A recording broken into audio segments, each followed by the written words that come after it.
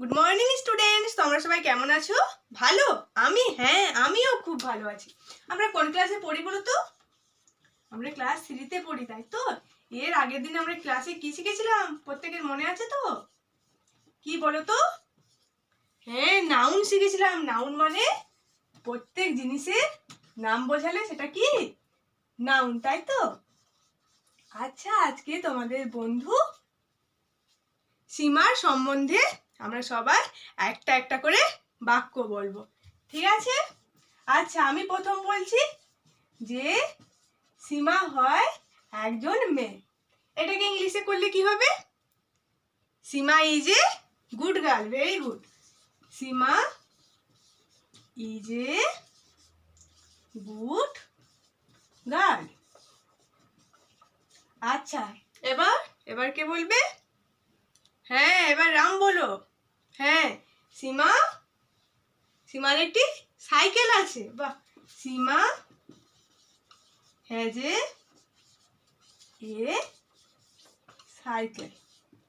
আচ্ছা, রহিম কি বলছো? সীমা প্রকৃতিকে ভালোবাসে। তাহলে কি লিখবো? সীমা লাভস নেচার।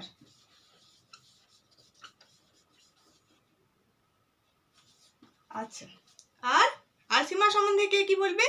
সীমা খেতে ভালোবাসে। তাহলে কি বলবো? আবার সীমা loves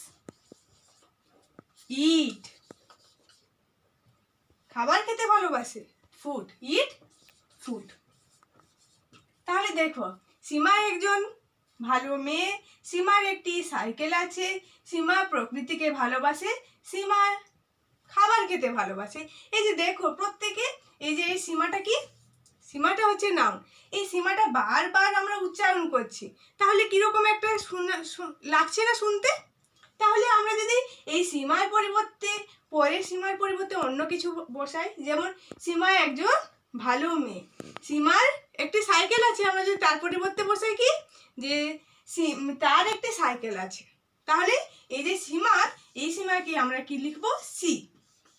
she has a cycle. আবার এই সীমাকে চেঞ্জ করে লিখবো সি লাভস নেচার। সে প্রকৃতিকে ভালোবাসে। আবার সীমা চেঞ্জ করে কি লিখবো?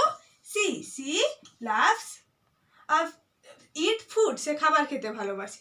তাহলে এই যে নামের পরিবর্তে আমরা অন্য কিছু বসালাম, এই যে নামের পরিবর্তে অন্য কিছু বসানোটাকে কি বলে জানো? প্রোনাউন। কি বলে? প্রোনাউন। তাহলে এরকম যদি কোনো মেয়ের নাম হয় তার পরিবর্তে সি বসাবো, আর যদি সেই রকম কোনো ছেলের নাম হয় ছেলের নামের পরিবর্তে আমরা হি বসাবো। আবার মানুষ ছাড়া যদি কোনো কিছু প্রাণী থাকে তার পরিবর্তে আমরা ইট বসাবো।